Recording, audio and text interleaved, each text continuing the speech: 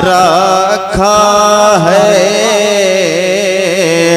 याद महबूब जो सीने से लगा रखा है।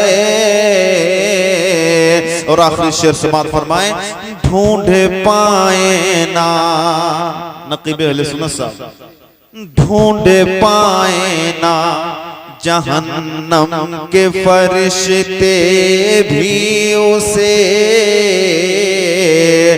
ढूंढ पाए ना जहन्नम के फरिश्ते भी उसे, ढूंढ पाए ना जहन्नम के फरिश्ते भी उसे,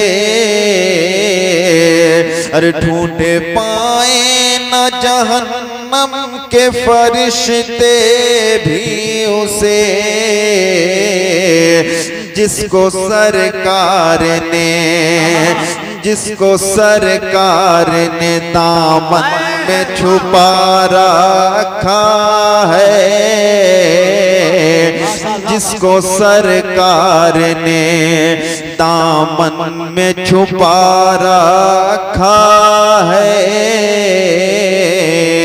इश्क़ ईमान के ज़ेवर से सजा रखा है, दिल को सरकार का दीवाना बना रखा है,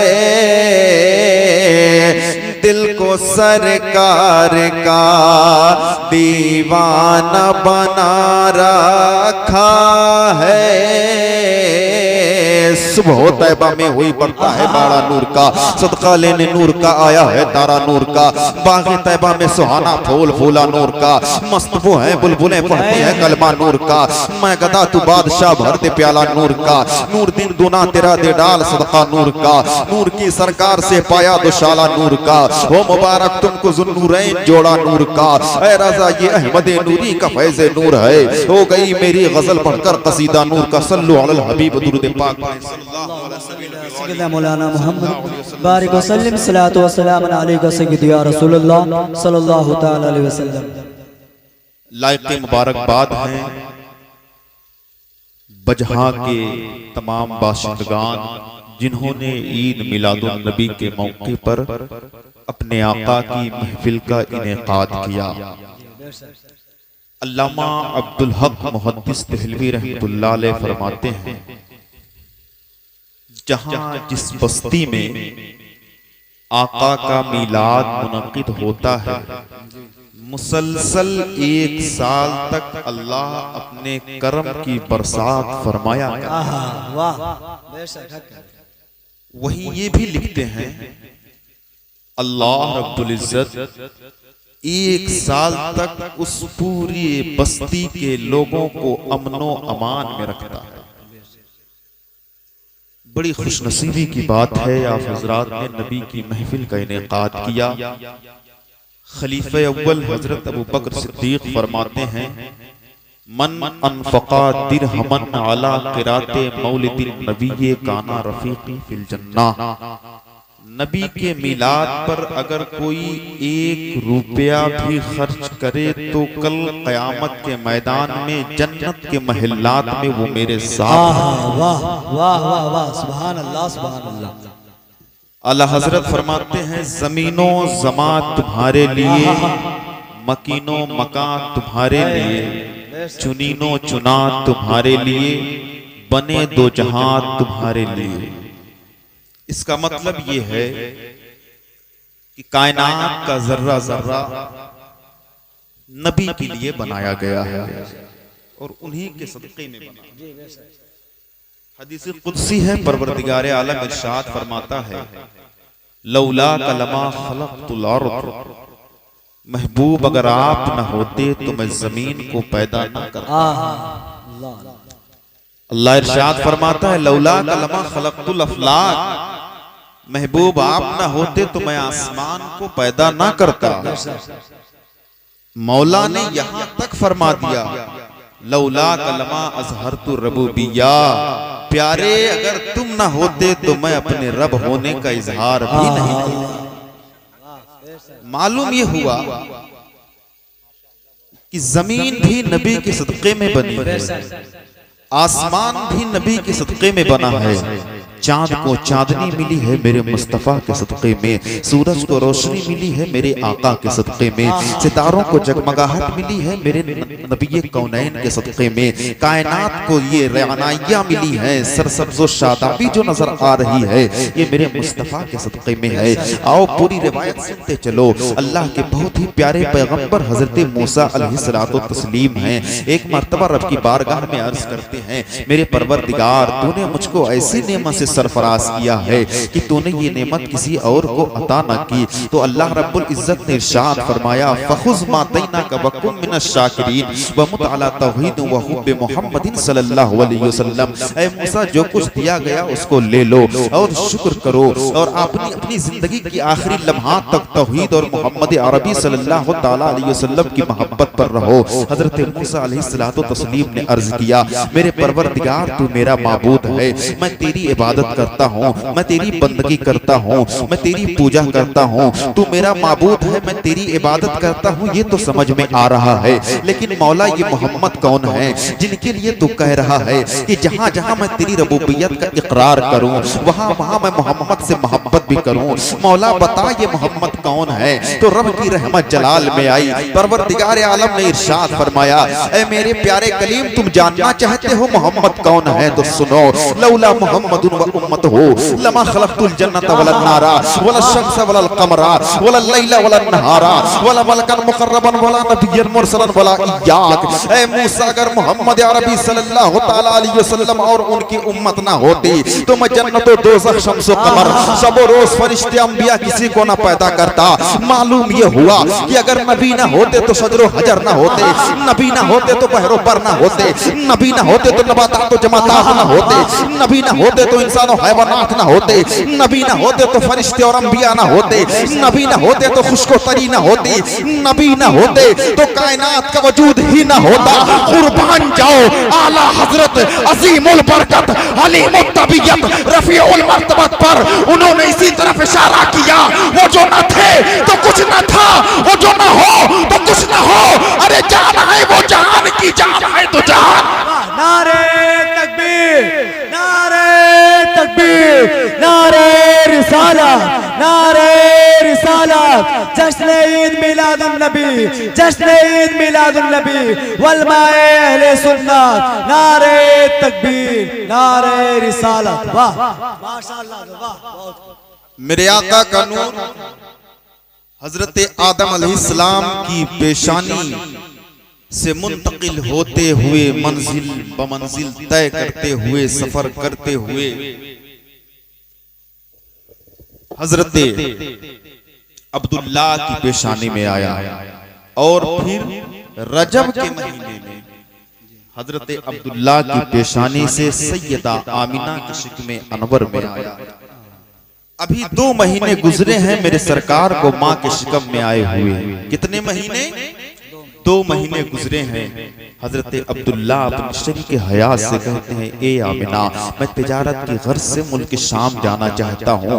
इतना सुनना था कि सैयदा आमिना की आंखें बरसी हैं। आप अर्ज करती हैं, ए मेरे सरताज अभी तो मैंने जी भर के आपका चेहरा भी नहीं देखा है। अभी हमने साथ जिंदगी के कितने लम्हे गुजारे हैं और आप साथ छोड़ने की बात कर रहे हैं। हजरत अब्दुल्ला ने कहा था, ए मेरी शरीक हयात आमिना मुझे दिल छोटा ना कर, उदास ना हो, मैं वापस आऊंगा। जब मैं सफर से वापस आऊंगा तो तेरे हाथ की बनी हुई रोटी भी खानी है, तेरे साथ प्यार के चंद लम्हे भी गुजारने हैं। अल्लाह अकबर। हजरत अब्दुल्ला मुल्क शाम चले जाते हैं। आखिर इंतजार करते करते वो दिन आया जिस दिन हजरत अब्दुल्ला वापस आने वाले थे। हजरत सैयदा आमिना ने आटा गोदा है, रोटी बनाकर तैयार की है, मगर खाने को हाथ नहीं लगा रही है। जब वक्त ज्यादा हो गया तो नबी के दादा जान अब्दुल मुत्तलिब ने कहा, बेटी आमिना खाना क्यों नहीं खा रही हो? सैयदा आमिना ने जवाब दिया था, आज मेरे सरताज के आने का दिन है, उन्होंने वादा किया था कि आएंगे तो साथ मिलकर खाएंगे, मैं उनका इंतजार कर रही हूँ। जब वक्त और गुजर गया तो हजरत आमिना ने कहा था, बाबा जान जरा पता करें कि मेरे सरताज कहाँ हैं। हजरत अब्दुल मुत्तलिब निकले हैं, सहने काबा में आए हैं, हरम शरीफ के सामने हैं, लोगों से पूछ रहे हैं किसी ने मेरे अब्दुल्ला को देखा है। इतने में एक नौजवान चिल्लाता हुआ आया, दौड़ता हाँफता कांपता हुआ आया हजरत अब्दुल मुत्तलिब के पास और उनसे कहने लगा, आपसे एक बात कहना चाहता हूँ। अब्दुल मुत्तलिब ने पूछा, कहो क्या कहना चाहते हो? उसने कहा, कहते हुए होंठ कांप रहे हैं, जबान ठहर जा रही है, बात यह है कि आप जिसका इंतजार कर रहे हैं, अब आपका बेटा लौट कर वापस नहीं आने वाला है, आपके अब्दुल्ला का इंतकाल हो चुका है। इतना सुनना था कि यूं मालूम हो रहा था जैसे पैरों के तले से जमीन खिसक गई हो। हजरत अब्दुल मुत्तलिब ने सीने पे हाथ रखा है, जमीन पर बैठ गए हैं। दिल में बात ये रह रह के सजा सता रही थी कि मुझको अल्लाह ने 10 बेटे दिए हैं, एक चला गया मैं 9 से अपने दिल को बहला लिया करूंगा, मगर आमिना के लिए एक ही सहारा था, मैं आमिना को क्या जवाब दूंगा? अल्लाह अकबर। हजरत अब्दुल मुत्तलिब जब कदम को आगे बढ़ा रहे हैं, ऐसा लग रहा था जैसे कदमों पे कोई बोझ पड़ गया है, कदम को बढ़ाना चाहते हैं मगर कदम आगे नहीं बढ़ रहे हैं। हिम्मत को इकट्ठा की है आपने, फिर जब हजरत आमिना के दरवाजे के पास पहुंचे हैं, दरवाजे को खटखटाया है, सैयदा आमिना बाहर तशरीफ लाई है। उन्होंने फौरन यही पूछा था। सैयदा आमिना देखते ही पूछती हैं, मेरे सरताज अब्दुल्ला कहाँ हैं, कोई खबर मिली कि नहीं मिली? अब्दुल मुत्तलिब ने कहा, बेटी जिसका तू इंतजार कर रही है अब वो नहीं आने वाला है। अल्लाह अकबर। हजरत आमिना पूछती हैं, बाबा जान आप कहना क्या चाहते हैं? हजरत अब्दुल मुत्तलिब ने कहा, बेटी अब्दुल्ला खुदा का प्यारा हो गया है, अब तेरा अब्दुल्ला आने वाला नहीं है, उसका इंतकाल हो चुका है। इतना सुनना था कि हजरत आमिना रज़ियल्लाहु ताला अन्हा अपने शिकम पे हाथ रखती हैं, जमीन पर बैठ गई, रुख किया है आसमान की तरफ, अर्ज करती हैं, ए मेरे परवरदिगार, अभी मेरे बच्चे ने बाप का चेहरा भी नहीं देखा था, इसके दुनिया में आने से पहले यतीम क्यों बना दिया गया? गैब से आवाज आई, ऐ आमिना उदास न हो, हमने तेरे बेटे को इसलिए यतीम बनाया है ताकि कयामत तक के आने वाले यतीमों को महबूब का सहारा बना। वाह वाह सुभान अल्लाह, सुभान अल्लाह, वाह क्या बात है। वक्त गुजरता गया, हजरत आमिना रज़ियल्लाहु ताला अन्हा खुद फरमाती हैं, जिस तरह से वक्त गुजरता जाता, जैसे दिन चढ़ता जाता, मेरी किस्मत का सितारा भी बुलंद होता जाता। हर महीने कोई ना कोई नबी आकर मुझे बशारत देता। 5वां महीना है, मेरे सरकार को माँ के शिकमे अनवर में आए हुए हजरत अब्दुल्ला खाने काबा के पास हैं, हरम शरीफ के सामने हैं। इतनी देर में कुछ सरदारान मक्का इकट्ठा हुए। उन लोगों ने कहा, ए सरदार कुरैश, हमें आपसे एक शिकायत करनी है। अब्दुल मुत्तलिब ने कहा, कहो क्या कहना चाहते हो? तो मक्का वालों ने कहा है, हमने सुना है कि आपकी बहू अब्दुल्ला की बीवी जब चलती है तो वो खुशबू लगाकर चला करती है, और अरब का ये दस्तूर है, जब किसी के शौहर का इंतकाल हो जाता है तो वो 1 साल तक खुशबू नहीं लगाया करती है, लेकिन आपकी बहू खुशबू लगाकर चला करती है। इतना सुना है। अब्दुल मुत्तलिब ने आंखें शर्म से झुक गई हैं और चेहरा गुस्से से लाल हो गया है। जब लौटकर घर वापस आए, नबी की दादी का नाम भी फातिमा था। हजरत फातिमा से अब्दुल मुत्तलिब ने कहा, मैंने सुना है कि अब्दुल्ला की बीवी यानी मेरी बहू जब चलती है तो खुशबू लगा कर चला करती है, जरा पता तो करो आखिर मामला क्या है। हजरत फातिमा ने कहा था, ऐ मेरे सरताज, यही सोचकर मैं एक मर्तबा आमिना के पास गई थी। मैंने सोचा था कि पूछूं, बेटी आमिना तू खुशबू लगा कर क्यों चला करती है? जैसे ही मैंने पूछने का इरादा किया, आमिना की पेशानी से एक ऐसा नूर निकला है, वो आकर मेरी पेशानी से टकराया, मैं बेहोश होकर जमीन पर गिर गई। मेरे अंदर ये ताकत नहीं है कि मैं आमिना से सवाल कर सकूं। अब्दुल मुत्तलिब ने कहा, ऐसा है मेरे साथ चलो, मैं खुद पूछता हूँ आमिना से, आखिर खुशबू क्यों लगा कर चला करती हो। हजरत अब्दुल मुत्तलिब चले हैं। पैरों की आहट सुनकर हजरत आमिना समझ जाती हैं कि अब्दुल मुत्तलिब आ रहे हैं। दरवाजा खोल देती हैं। अब्दुल मुत्तलिब दाखिल हुए। आपने कहा, हजरत अब्दुल मुत्तलिब ने, बेटी एक बात पूछना चाहता हूँ। सैयदा आमिना ने कहा, बाबा जान पूछिए। अब्दुल मुत्तलिब कहते हैं, बेटी क्या तुम्हें मेरे अब्दुल्ला से प्यार नहीं था? अल्लाह अकबर। इतना सुनना था अब्दुल मुत्तलिब रज़ियल्लाहु ताला अन्हो की ज़बान से सैयदा आमिना की चीख निकली है। उन्होंने कहा मेरे बाबा जान, आपने दर्द का कौन सा तार छू दिया है? आप कैसे कह सकते हैं? मेरा दिन भी रोकर गुजरा करता है, मेरी सुबह भी रोकर गुजरा करती है, मेरी शाम भी रोकर गुजरा करती है। कोई भी ऐसा लम्हा नहीं गुजरा है कि मुझे मेरे अब्दुल्ला की याद न आई हो। बाबा जान आप ऐसा क्यों कह रहे हैं? तो अब्दुल मुत्तलिब ने कहा मक्का की औरतें ताना दे रही हैं, मक्का के मर्द ताना दे रहे हैं कि जब तुम चलती हो तो खुशबू लगाकर चला करती हो। क्या तुम्हें ये मालूम नहीं है कि अगर अरब में किसी के शौहर का इंतकाल हो जाता है तो वो 1 साल तक खुशबू नहीं लगाया करती है? सैयदा आमिना ने कहा था बाबा जान मुझे मालूम है औरत खुशबू नहीं लगाया करती है। अब्दुल मुत्तलिब पूछते हैं फिर तू खुशबू लगाकर क्यों चला करती है?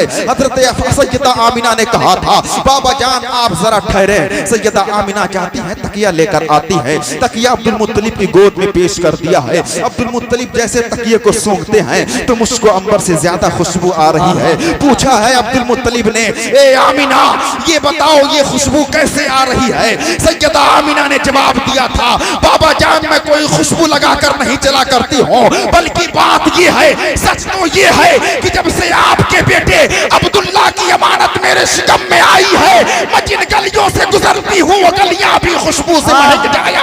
वाह सुभान अल्लाह सुभान अल्लाह। वाह मैं कोई खुशबू लगाकर नहीं चला करती, बल्कि बात यह है कि जब से आपके बेटे अब्दुल्ला की अमानत मेरे शिकम में आई है, मैं जिन गलियों से गुजरती हूँ वो गलियां भी खुशबू से महक जाया करती। इतने में नबी की दादी हजरत फातिमा उठी हैं, दीवार को खुरचती हैं, थोड़ी सी मिट्टी हथेली पर लेकर आई और पेश कर देती है अब्दुल मुत्तलिब की हथेली में। अब उन्होंने सूंघा तो पूछते हैं ये कैसी खुशबू आ रही है? हजरत फातिमा नबी की दादी ने जवाब दिया था कि आमिना ने इस दीवार पर कल हाथ लगाया था और मिट्टी आज तक खुशबू दे रही है। आमिना ने कल मिट्टी पे हाथ लगाया था मगर मिट्टी की खुशबू आज तक बाकी है। इतने में हजरत सैयदा आमिना फिर उठी हैं, उन्होंने दुपट्टे को पेश किया है, हजरत अब्दुल मुत्तलिब के हाथ में पेश कर देती हैं, कहती हैं बाबा जान इसको सूंघिए। अब्दुल मुत्तलिब जब सूंघ रहे हैं तो यूं मालूम हो रहा था जैसे जन्नत की खुशबू जमीन पर आ गई हो, यूं लग रहा था जैसे जन्नती खुशबू जमीन पर आ गई है। अब्दुल मुत्तलिब ने पूछा है कि बेटी ये कैसे खुशबू आ रही है, ये क्या मामला है? सैयदा आमिना ने जवाब दिया था बाबा जान इस दुपट्टे की बात तो बात की है, मैं इस दुपट्टे को 10 मरतबा धुल चुकी हूँ मगर इसकी खुशबू नहीं जा रही है। इस दुपट्टे की बात तो बात की है, मैं इस दुपट्टे को जिस पानी में डाल दिया करती हूँ वो पानी भी खुशबू से महक जाया। सुभान अल्लाह सुभान अल्लाह। वाह वाह क्या बात। ये नबी की बरकतें हैं। जब आए थे हजरत अब्दुल मुत्तलिब तो आंखों में गुस्सा, माथे पे पसीना था। अब इत्मीनान से बैठ जाते हैं और पूछते हैं बेटी आमिना और बताओ। अल्लाह हजरत सैयदा आमिना जवाब देती है बाबा जान बसा औकात आप हरमे काबा में चले जाते हैं, पानी भी लेकर चले जाते हैं, मैं यहाँ रहती हूँ, मुझे पानी की जरूरत पड़ती है। मैं जब कुएं के पास जाती हूँ तो अजीबो गरीब मंजर देखती हूँ। अब्दुल मुत्तलिब ने पूछा क्या देखती हो?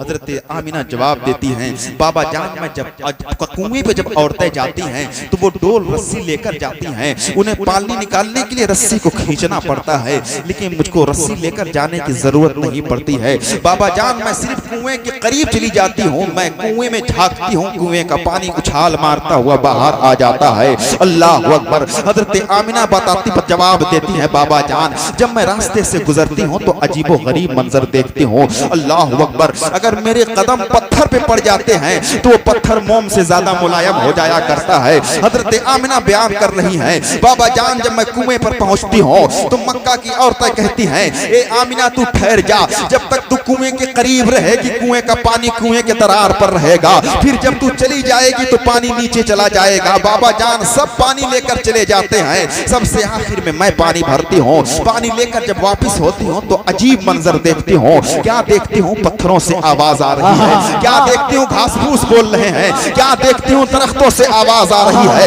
हजरत अब्दुल मुत्तलिब ने पूछा था, बेटी आमिना ये बताओ, जब पत्थर बोला करते हैं तो तुम्हें समझ में आया करता है? सैयदा आमिना ने जवाब दिया था, हाँ बाबा जान मुझे समझ में आया करता है। अब्दुल मुत्तलिब पूछते हैं, बेटी पत्थरों से आवाज क्या आती है? आमिना ने जवाब दिया था, बाबा जान पत्थरों से आवाज आती है, अस्सलातो वस्सलामो अलैका या रसूल अल्लाह, अस्सलातो वस्सलामो अलैका या उम्मा रसूलिल्लाह। ऐ नबी की मां तुझ पर भी सलाम हो और तेरे आने वाले बेटे मोहम्मद पर भी सलाम हो। नारे तकबीर, नारे तकबीर, नारे रिसालत, नारे रिसालत, जश्न ईद मिलादुन नबी, नारे तकबीर, नारे रिसालत। वाह, बस खत्म किया जाए। दुरूद पाक पढ़ें, अल्लाहुम्मा सल्ली अला सय्यदना मौलाना मुहम्मद मादिल जुद वल करम मंबइल इल्म वल हिल्म वल हिकम व अला आलिहि व सल्लम सलातो व सलाम अलैका या रसूल अल्लाह सल्लल्लाहु तआला अलैहि वसल्लम। जहां सरकार की ये बरकतें थी हजरत जी, वहीं दुनिया का माहौल, ये दुनिया कुफ्र व गुमराही की घनघोर घटा में घिरी हुई थी। अल्लाहु अकबर। एक माबूद हकीकी की बजाय न जाने कितने माबूदाने बातिल की परस्तिश हो रही थी। एक माबूद की इबादत के बजाय कितने माबूद पूजे जा रहे थे। अल्लाह अकबर। अगर किसी की नजर उगते हुए सूरज पे पड़ती तो कहता ये मेरा माबूद है।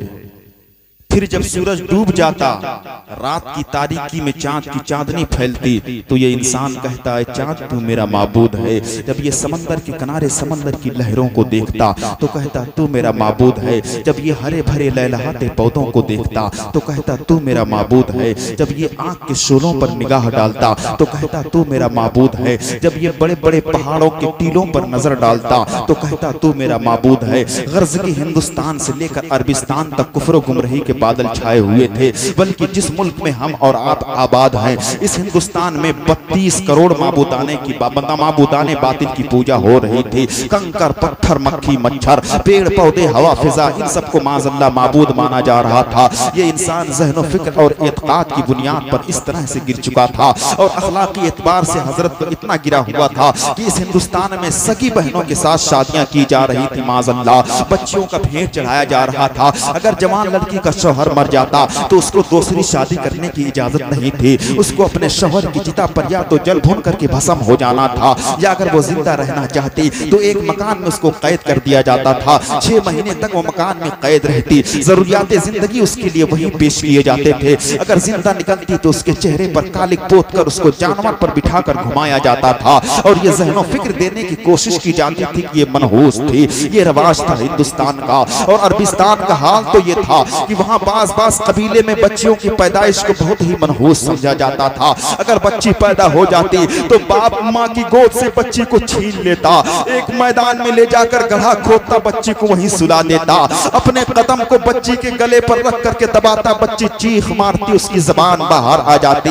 बाप की आंखों में आंखें मिलाती, मगर बाप की आंखों में आंसू आने के बजाय माथे पर गुस्से से पसीना आ जाता और जालिम बाप अपने जालिम हाथों से बच्ची को जिंदा दरगोर कर दिया करता था। ये हमें तारीख बता रही है। इंसान इस भयानक माहौल में मुब्तला था। शराफत और तकद्दुस का जनाजा निकल चुका था। हर तरफ से आहो-बुका की सदा आ रही थी। औरतों पर जुल्म हो रहा था, बच्चों को जिंदा दफन किया जा रहा था। औरतों का समाज में कोई वकार नहीं था। एक नौजवान गुलामी की जंजीर में जकड़ा हुआ आजादी के साथ जिंदगी गुजारने के लिए तरस रहा था। हर तरफ से आहो-बुका की सदाएं आ रही थी। हर कोई परेशान हाल था। अल्लाह रब्बुल इज्जत ने अपने बंदों पर करम फरमाया और अपने आखिरी पैगंबर हुजूर मोहम्मद रसूलुल्लाह सल्लल्लाहु तआला अलैहि वसल्लम को अरब देश में मक्का की सरजमीन पर खानदान कुरैश में हजरत अब्दुल मुत्तलिब के घर हजरत आमिना खातून रदियल्लाहु तआला अन्हा के बतन अक़दस से मबऊस फरमाया। मेरे नबी सल्लल्लाहु तआला अलैहि वसल्लम सवेरे सवेरे तशरीफ लाए। दोशंबा का दिन था। नबी जब सवेरे सवेरे तशरीफ लाए हैं तो अक्ल ने फौरन एक सवाल किया कि नबी ये कौनैन दिन के मुकम्मल उजाले में क्यों नहीं नहीं आए, या रात के मुकम्मल अंधेरे में क्यों नहीं आए? तो अक्ल ने फौरन जवाब दिया, सुनो, अगर मेरे सरकार दिन के मुकम्मल उजाले में तशरीफ लाते तो दिन चैलेंज कर देता, ए रात तेरी कोई हकीकत नहीं है, नबी आखिर ज़मा मुझ में तशरीफ लाए हैं। और अगर मेरे सरकार रात के मुकम्मल अंधेरे में तशरीफ लाते तो रात चैलेंज कर देती, ऐ दिन तेरी कोई हकीकत नहीं है, नबी कौनैन मुझ में तशरीफ लाए हैं। मेरे आका ऐसे वक्त में तशरीफ ला रहे हैं कि रात का अंधेरा जाते जाते चेहरे मुस्तफा की जियारत कर ले और दिन का उजाला आते आते रुखे मुस्तफा की जियारत कर ले। ऐसे माहौल में मेरे सरकार मक्का की सरजमीन पर तशरीफ लाए हैं, और जब मेरे सरकार मक्का की सरजमीन पर तशरीफ लाए हैं तो मक्का की गलियां महक रही हैं, मक्का की हवा फिजा महक रही है, मक्का के दोनों दीवार महक रहे हैं, मक्का की वादियां महक रही हैं, मक्का की पहाड़ियां महक रही हैं, मक्का की शाहराहें महक रही हैं, हर तरफ से भीनी भीनी खुशबू आ रही है। आला हजरत अजीमुल बरकत आशिक़ रसूल ने इसी तरफ इशारा किया कि भीनी खुशबू से महक जाती है गलियां वल्ला, भीनी खुशबू से महक जाती है गलियां वल्ला, और कैसे फूलों में बसाए हैं तुम्हारे गेसू, तुम्हारे गेसू।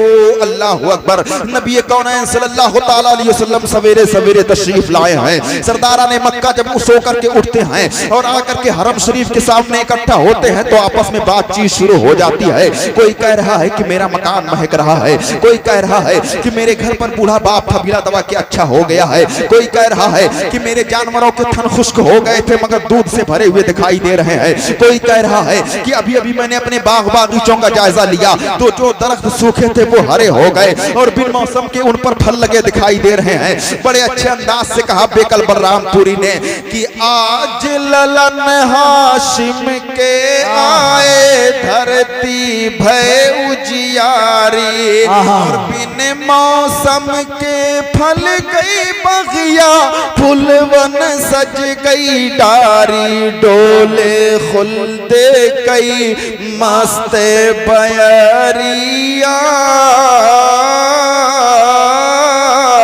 चदर मानोर लुटावेला, चदर मानोर लुटावेला। अल्लाहु अकबर। सरदारा ने मक्का यही बातचीत कर रहे हैं, तब तक एक सरदार खाने काबा के अंदर से तवाफ करके बाहर आया।